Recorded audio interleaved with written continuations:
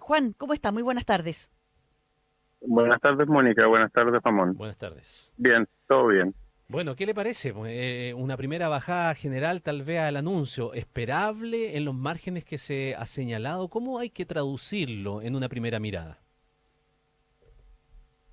Bueno, eh, el presidente Trump en su campaña hizo alusión a esto, digamos, y uno tiende a pensar que medidas tan complejas, geopolíticamente hablando, y esto cambia el mapa mundial, iban a tener quizás más moderación o criterio, ¿no? Y por lo tanto aquí estamos frente a un cambio en el orden mundial, del comercio mundial, de las eficiencias de los países, y creo que es una noticia aún en desarrollo. Segundo, en el caso de Chile, por supuesto que nos afecta, porque que nos aplique una tarifa, espero, no sé, hay que verlo en detalle, porque esta es una noticia que tiene poco desarrollo aún, pero si Chile se le aplica una tarifa del 10% plano a productos que Estados Unidos realmente los requiere, porque Chile es un exportador de productos de contratemporada, especialmente agroalimentos, la industria forestal, incluso el cobre, un producto que Estados Unidos lo necesita para su manufactura y desarrollo.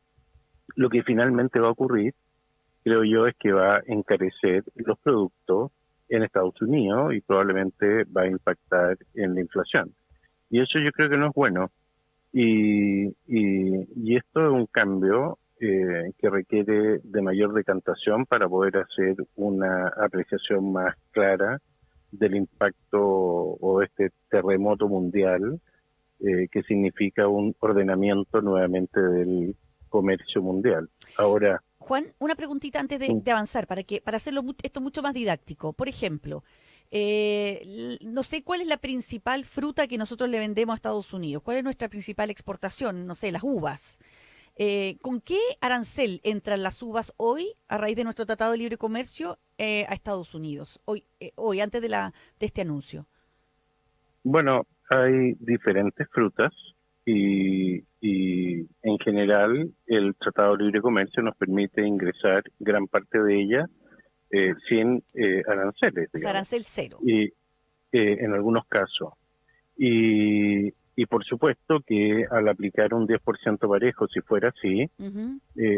a la dueña de casa le va a costar un 10% más caro una uva o una ciruela o un nectarín o cualquier producto que Chile exporta a Estados Unidos, porque finalmente Estados Unidos tiene un periodo estival, está en el hemisferio norte, ellos tienen verano cuando nosotros tenemos invierno, y cuando ellos tienen invierno nosotros tenemos verano que podemos abastecer en los productos que nosotros tenemos para el consumo especialmente de la masa, como son Claro. las paltas y todos esos productos. Entonces, al final, también hay que ver eh, cómo esto, de acuerdo al Tratado de Libre Comercio, va a impactar y cuáles son aquellas medidas que efectivamente van a quedar alocadas con un 10% de arancel y cuáles no.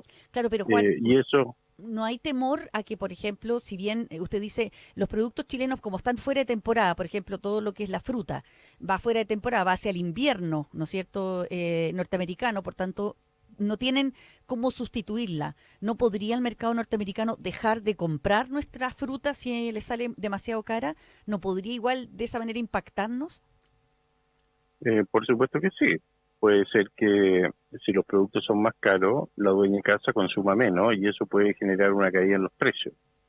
Pero también permite desarrollar otros mercados y por lo tanto Chile en ese aspecto es un país mucho más abierto y tenemos diferentes mercados. Sin embargo, uno no puede desconocer la importancia del mercado norteamericano, quizás el mercado más profundo y más grande del mundo, y a nosotros, por supuesto, que eso nos afecta.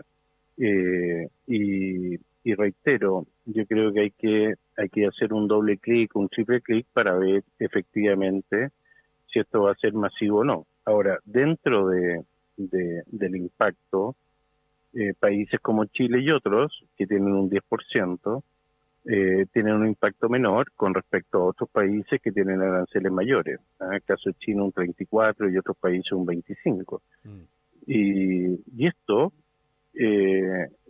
Mónica, yo creo que va a requerir de mucho número, mucho análisis para realmente, y de tiempo, para ver cuáles son los impactos. Yo creo que esto es como un shock y que no sabemos cuál es la magnitud realmente de cómo esto se va a ordenar. Ujú. Hay una parte, porque lo decíamos, ¿no? Al principio, Trump saca una tabla donde muestra a todos los países que, bueno, la mostró a la rápida y en la imagen se alcanza a ver a Chile. Ahora se ha liberado la tabla completa y uno puede ahí ver que esta misma situación, por lo menos en el margen menor del 10%, le aplica a muchos otros países y no solamente a Chile, por decirlo lo mínimo. Pero lo que me llama la atención es que hace una comparativa, porque primero despliega país o, por ejemplo, grupo de países como la Comunidad Económica, la Unión Europea, perdón, y dice, esta es la tarifa que se le carga a Estados Unidos. Y luego en la Sí, otra le dice, es la tarifa que le vamos a cobrar. Entonces, cuando coloca a Chile, coloca que Chile le está cobrando a Estados Unidos, de acuerdo a lo que se ve en esa Sí, un tabla, 10%. 10%, como que nosotros le cobráramos todo a 10% a Estados Unidos. Entonces, ahí me queda un poco la duda, porque todos no nosotros es le tan cobramos. así, no es tan así, Ramón. Lo que yo entiendo es que el promedio de aranceles que Chile le cobra a Estados Unidos, lo que entiendo, Ya, por no estar actualizado en la cifra, es algo más de 3, y algo. ya, Puede ser que haya algún producto con el 10, pero en general uno lo que tiene que hacer es ver cuál es el comercio internacional de importación de productos americanos hacia Chile, y la tarifa no es del 10. Y segundo, aquí hay una particularidad porque Chile es deficitario en su comercio con Estados Unidos, por lo Claro. tanto Estados Unidos exporta más productos a Chile de lo que Chile exporta a Estados Unidos, y por lo tanto, ¿por qué digo yo que esto hay que analizarlo con un poquito más de profundidad? Porque tenemos un tratado de libre comercio, tenemos un tratado de libre tributación, tenemos una infinidad de acuerdos que quizás se ponen uno sobre otro, y ahí hay que entrar a analizar uno a uno lo que esto pueda impactar. Lo que pasa es que en esa columna que mencionaba Ramón, la columna dice los aranceles que le cobran a Estados Unidos, pero abajo pone una letrita chica que dice manipulación cambiaria, claro. incluyendo manipulación cambiaria y otras barreras comerciales. Entonces, a lo mejor Trump o Estados Unidos piensa que nosotros caemos en un 10% por algún otro motivo. Bueno, él puede pensar, o su gobierno puede pensar lo que quiera, pero Chile es un país sumamente abierto, equilibrado, que está dentro de las reglas del juego del comercio internacional. Es un país también muy respetuoso del comercio internacional, un país muy abierto, y en Chile no hay ninguna manipulación respecto del valor de la apreciación o la devaluación del peso, y tampoco hay barreras para arancelaria. Al contrario, Chile es un país que ha estado muy abierto a la inversión extranjera. Estados Unidos es uno de los grandes inversores en Chile. Las compañías americanas están en todos los ámbitos de la economía nacional, y por lo tanto yo en ese punto, Mónica, donde quien hace este número o quien hace esa afirmación, yo creo que no está en lo correcto, porque Chile es un país muy serio y que juega dentro de las reglas del mercado internacional y del mercado. ¿Es esto una violación a nuestro Tratado de Libre Comercio derechamente, Juan? Bueno, podría serlo. No me atrevería a decir lo que es, porque habría que ver dentro del Tratado de Libre Comercio qué podría aplicar de esta nueva norma y qué no. Y por lo tanto hay que ver cómo se sobrepone o supone cada una de estas situaciones dentro de los acuerdos que nosotros tenemos firmados como país. Ahora, otra cosa es si Estados Unidos va a respetar o no los acuerdos. Al parecer, el acuerdo que tiene con Canadá y con México no lo estaría respetando. Entonces, no sabría afirmar taxativamente qué es lo que puede acontecer. Yo creo que es muy prematuro para dar una opinión taxativa. Pero lo que uno puede proyectar como un efecto más global, Juan, más allá de del arancel que pueda colocarle o la interpretación que tenga del arancel que nosotros le cobramos a los productos norteamericanos y todo aquello que ya hemos hablado y lo que pueda imponer a Chile, como rebote, como consecuencia en el mercado mundial, igual hay que estar atento a ese efecto. Lo pregunto por dar un ejemplo nada más. Subió un trabajador de Michigan, trabajador de la industria automotriz en el discurso, en la puesta de escena hizo, ¿no?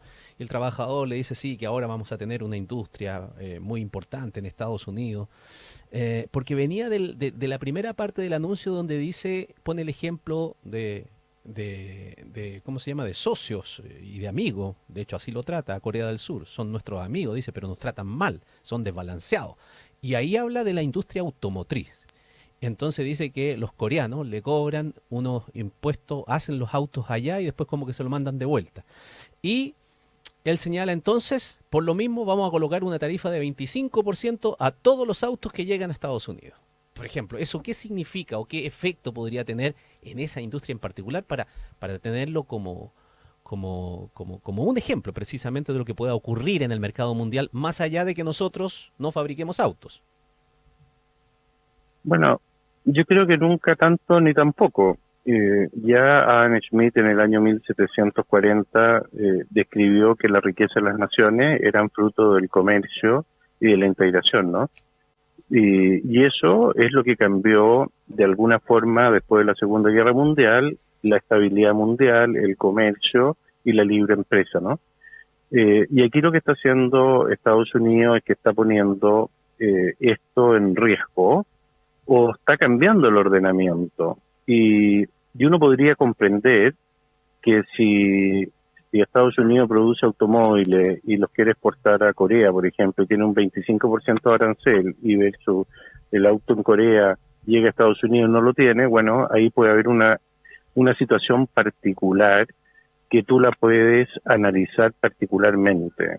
Lo mismo ocurrió, por ejemplo, en el caso del acero en Chile, que hay subsidios, y fue así demostrado, en el acero chino respecto de lo que ocurría con CAP, ¿no? Y por lo tanto Chile tomó algunas medidas arancelarias para corregir. Pero eso es puntual, eso es una puntualidad que el propio comercio internacional como que valida si hay una imperfección, que haya una corrección.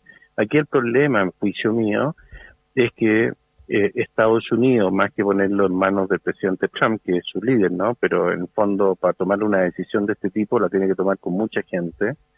Estados Unidos lo que está haciendo es cambiando el ordenamiento mundial. Y eso puede tener consecuencias que son absolutamente impredecibles aún. Mm.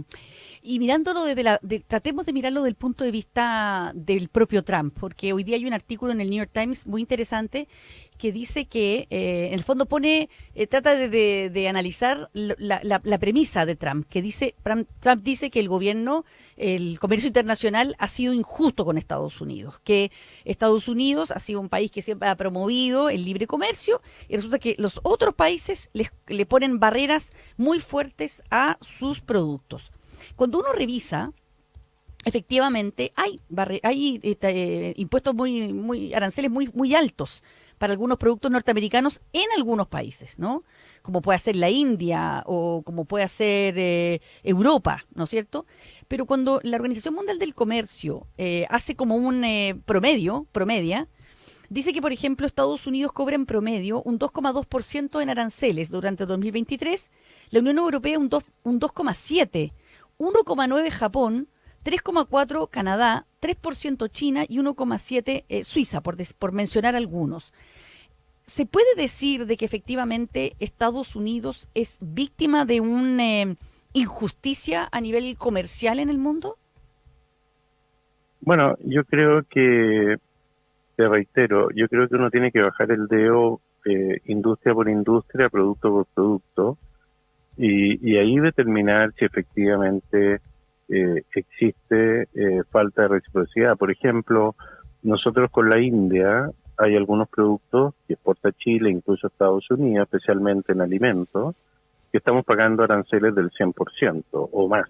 Ya. Entonces la pregunta es, ¿la India es recíproca respecto de los aranceles de los productos indios que pagan en Chile? Al parecer, esa teoría indicaría que la India debiera corregir sus aranceles para estar en mayor eh, comunión respecto del comercio internacional. Claro. Y ahí tú puedes decir, bueno, quizás hay algunos puntos en los cuales requieren correcciones, pero del punto de vista global, como tú planteas, y de acuerdo a esta información que tú indicas que es seria, habría bastante equilibrio respecto a los aranceles generales.